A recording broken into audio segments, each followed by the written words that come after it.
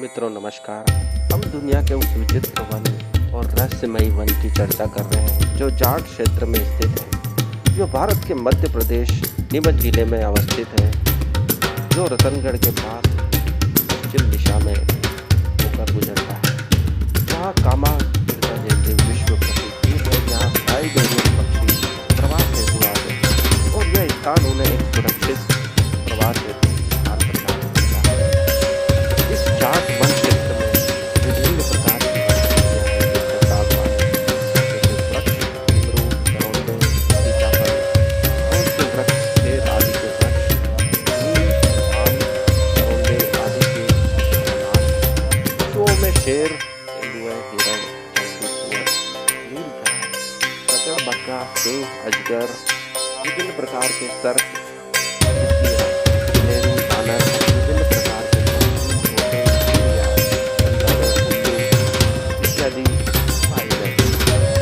यहाँ के वनों की शोभा निराली है। कहा जाता है कि इस वन क्षेत्र से प्रभु श्री राम ने भाई लक्ष्मण, भार्या, माता सीता के साथ गुजरे थे, जो गवाही राम जरिया ध्यान देते हैं। राम जी के समय के वृक्ष यहाँ पाए जाते हैं, यहाँ के स्थायी निवासी ऐसा बताते हैं। उस समय के पुष्प जो प्रभु श्री राम ने लगाए थे आज भी मौजूद हैं, और एक जो झरना प्रभु श्री राम जहाँ नहाते थे अपने भाइयों सहित, वह स्थान भी यहाँ मौजूद है। और पौराणिक काल की तारा घाटी आज भी मौजूद है, जिसका संबंध पुराणों से है, पौराणिक काल से है। राजा हरिश्चंद्र और तारामती की कथा भी इन स्थानों व वनों से जुड़ी हुई है, ऐसा लोग बताते हैं। भक्त श्रवण, माता पिता का भक्त पुत्र श्रवण भी इन वन क्षेत्र से गुजरा था, और नीमकाखेड़ा ग्राम में वो जो रात को ठहरा था वह स्थान आज भी मौजूद है। एक विशालकाय चट्टान उसकी गवाही देती है। इस प्रकार यह वन बहुत ही सुंदर है, और यहाँ पर आने वाला हर पर्यटक यहाँ की शोभा देखकर मोहित हो जाता है। वर्षा काल में यहाँ की शोभा बहुत ही मनोरम हो जाती है, जिसको देखने दूर दूर से पर्यटक आते हैं। क्योंकि राजस्थान पर्यटन का राज्य है, तो विजयनगर में जो पर्यटक एक भव्य होटल में ठहरते हैं, वहाँ के मालिक यहाँ पर भी आते हैं पर्यटकों को लेकर, जो वन क्षेत्र में गुजरते हैं। रतनगढ़, सिंगोली इत्यादि क्षेत्र में बाइक द्वारा उनको भ्रमण कराया जाता है। रेन सूट, छतरी आदि की व्यवस्था होटल मालिक द्वारा की जाती है। कहते हैं सोनू निगम भी विजयपुर होटल में ठहरा था और ग्वालियर खुर्द तक आया था घूमता हुआ, ऐसा यहाँ के स्थानीय निवासी बताते हैं। विदेशी पर्यटक भी इन वनों में घूमते हैं, क्योंकि विश्व प्रसिद्ध कामा तीर्था झील यहाँ मौजूद है, और प्रवासी पक्षियों को देखने के लिए भी विदेशी पर्यटक यहाँ पर आते हैं। इसलिए पर्यटन की संभावना भी क्षेत्र में बहुत अच्छी तरह से जुड़ी हुई है।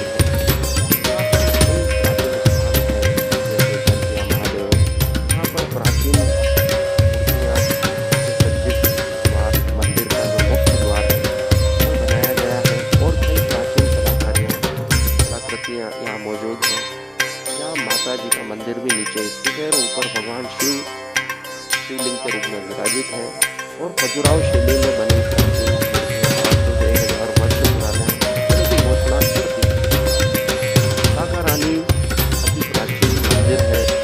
यहाँ पर माता सागा रानी विभिन्न प्रकार की पूरी करती है। लोगों द्वारा जो भी मन्नत मांगी जाती है उनको माता सागा रानी पूरा करती है। कहते हैं कि अपने खेत में ट्यूबवेल लगाने के लिए या कुआं खोदने के लिए स्थान चयन होते हैं। आशीर्वाद प्राप्त करने के लिए माता सागा रानी के पास लोग दूर दूर से आते हैं। पूरे भारत से लोग यहाँ पर माता सागा रानी के दर्शन करने आते हैं। जिनके विवाह नहीं हो रहे हैं वे लोग भी अपने विवाह की कामना हेतु माता जी से आशीर्वाद प्राप्त करने के लिए माता सागा रानी के पास आते हैं। वहाँ प्रसाद चढ़ाते हैं, झंडियाँ चढ़ाते हैं, भोज का आयोजन करते हैं, विभिन्न प्रकार की मन्नत जो मन में हम मांगते हैं वह माता सागर रानी पूर्ण करती है, और उसके पश्चात जो हम बोलते हैं उसको पूरा करने के लिए भक्तगण माता सागर रानी के यहाँ अपनी मन्नत पूरी होने के बाद प्रसाद रूप में जो भी हमने मन में सोचा था वह चढ़ाने के लिए आते हैं। रामझरिया अति प्राचीन स्थान भी यहाँ मौजूद है, जो हजारों से लाखों वर्ष पुराने होने की गवाही देता है। यहाँ के ऊंचे ऊंचे वृक्ष वास्तव में इसे अति प्राचीन होने की घोषणा करते हैं। कहते हैं प्रभु श्री राम ने भगवान शिव का शिवलिंग के रूप में स्थापना की थी। वह मंदिर आज भी मौजूद है, लेकिन उसका आधुनिकीकरण करने के कारण वह प्राचीन मंदिर नवनिर्माण के बीच कहीं दब गया, लेकिन वह शिवलिंग आज भी मौजूद है। जिसकी माता सीता भगवान श्री राम पूजा करते थे, लक्ष्मण जी जिसकी पूजा करते थे, वह शिवलिंग आज भी मौजूद है। और कई देवी देवता बाद में स्थापित किए गए हैं। वहाँ ऋषि मुनियों के रहने का एक स्थान भी है, जिसे हम कुटिया या आश्रम कह सकते हैं। और कहते हैं कि प्रभु श्री राम ने जो वनस्पतियाँ, फूल इत्यादि के पौधे लगाए थे वे आज भी चल रहे हैं, और उनके द्वारा लगाए गए वृक्ष आज भी मौजूद हैं। ऐसा यहाँ पर रहने वाले स्थानीय निवासी कहते हैं। पास में ही छोटे छोटे ग्राम हैं और कई प्राकृतिक स्थल है जो पर्यटन के लिए भी महत्वपूर्ण स्थान साबित हो सकते हैं। हम एआई के युग में रह रहे हैं और जनरेटिव एआई के रूप में हम रह रहे हैं, लेकिन वास्तविक रूप से इन वनों का दर्शन करना, इनका अनुभव लेना बहुत ही रोमांचक होता है। इन वनों से आने वाली विभिन्न वनस्पतियों की सुगंध हमारा मन मोह लेती है, और इनमें पाए जाने वाले विभिन्न प्रकार की वनस्पतियाँ यह घोषणा करती हैं कि वास्तव में प्रभु श्री राम, राजा हरिश्चंद्र, श्रवण इत्यादि यहाँ से अवश्य गुजरे होंगे, क्योंकि इनकी महकी यह साबित करती हैं।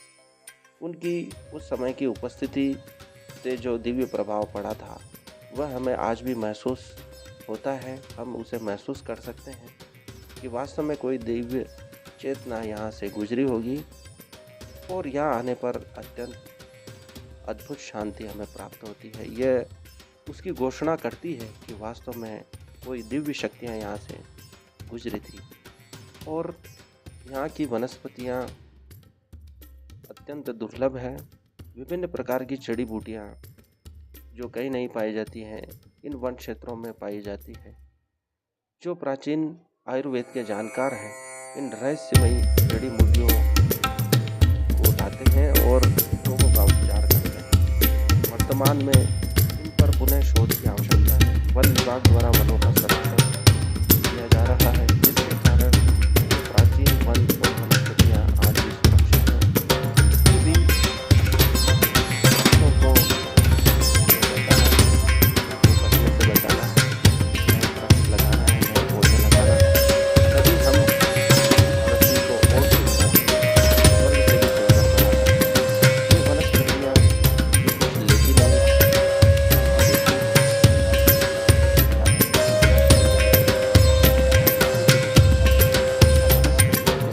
फल के रूप में, उन्होंने कभी कुछ मांगा नहीं है, बल्कि हमारी कार्बन डाइऑक्साइड को भी ये ग्रहण कर ऑक्सीजन के रूप में प्रयोग किया है। इनका जीवन लगातार खड़े रहना और मानव जाति जीव जगत के लिए परोपकार करने लगा है, जिसके कारण मनुष्य को सोचना चाहिए जब ये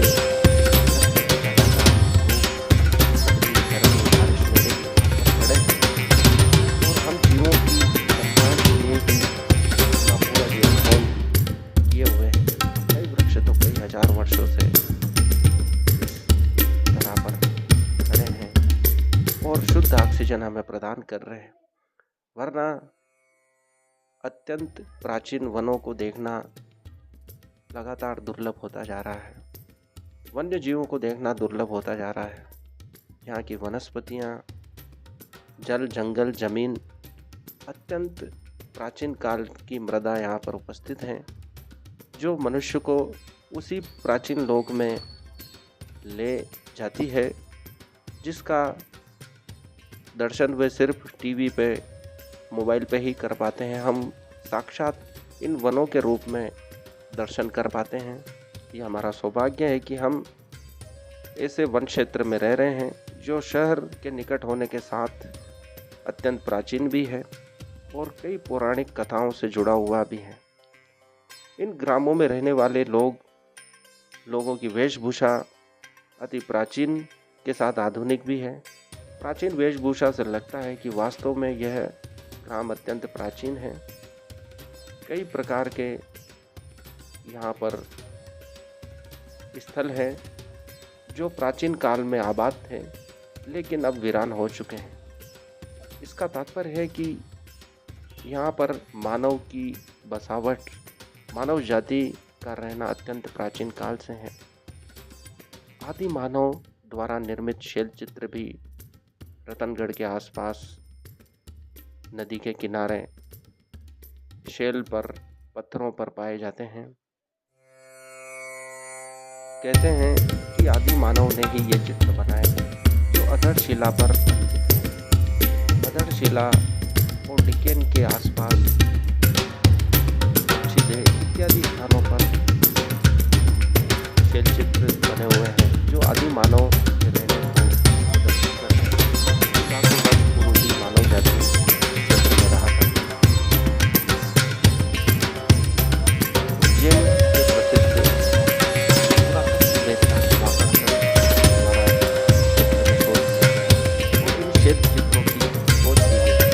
खोज तो पहले ही हो चुकी थी। यहाँ के निवासियों ने यहाँ आने पर उन्हें बताया और उन्होंने इसकी प्राचीनता को सिद्ध किया और लिपिबद्ध किया, जो आज भी पुरातत्व स्थलों की महत्ता को हमें बताता है, इनके संरक्षण की महत्ता को हमें बताता है।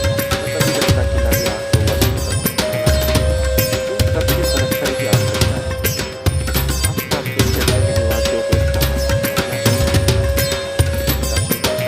इत्यादि द्वारा ताकि हम इस विरासत को देख सकें और समझ सकें इनका क्या महत्व है।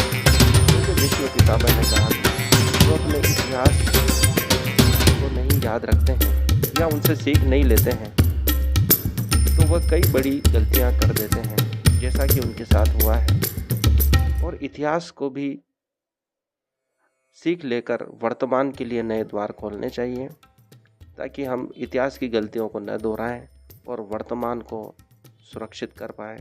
इतिहास में की गई गलतियां हमें सीख देती है कि वर्तमान को हम सुधार लें, एक नव निर्माण करें, जीव जगत को और यहाँ रहने वाले निवासियों को, इस मानव जाति को अधिक सुंदर स्थान हम प्रदान करें। आने वाली पीढ़ियों को इन झरनों के रूप में, इन पौराणिक स्थलों के रूप में हम दर्शन योग्य स्थान बचा सकें ताकि आने वाली पीढ़ी हमें याद रखें और कहें कि उन्होंने हमारे लिए ऐसे सुंदर स्थान छोड़े हैं जहाँ पर जाकर अद्भुत शांति मिलती है। और हमें भी प्रेरणा मिलती है कि हम कुछ और इससे भी बेहतर और बेहतर और बेहतर नव निर्माण करें। इस मानव जाति को इस पृथ्वी के रूप में और अधिक सुरक्षित स्थान, रहने योग्य स्थान प्रदान करें, जिसके लिए यह जानी जाती है। क्योंकि भारतीय संस्कृति वह संस्कृति है जो मानव को मानव बनाती है और मानव को और मानव के करीब लाने का ज्ञान देती है, जो इन मूर्तियों में अंकित है, जो इन पौराणिक कथाओं में वर्णित किया गया है। जो इन स्थानों पर आकर हमें अद्भुत शांति मिलती है, वह संतों का प्रताप है, उनकी तपस्या का प्रताप है। हम उनके ऋणी हैं जिन्होंने ये सुंदर मंदिर बनाए, इन वनों को संरक्षित किया, इन देव स्थानों को निर्मित किया ताकि हम जीवन की भाग दौड़ से परेशान होकर किसी स्थान पर जाएं तो वे स्थान हमें तुरंत प्राप्त हो जाए और वे हमें अद्भुत शांति प्रदान कर सकें जो जीवन की भाग दौड़ से हमने कमाए हैं या इन अमूल्य क्षणों को हमने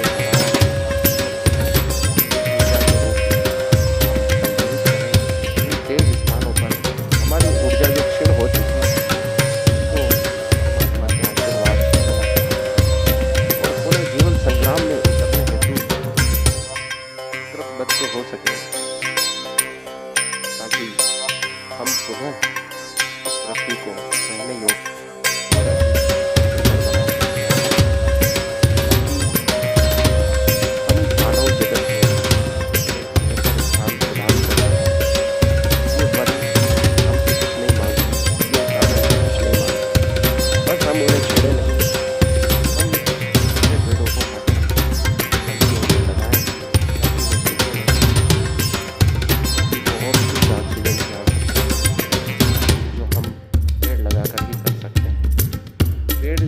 कर सकते हैं उसको एसी नहीं कर सकता है, कूलर नहीं कर सकता है, पंखे नहीं कर सकते, क्योंकि बादल को भी पेड़ ही आकर्षित करते हैं।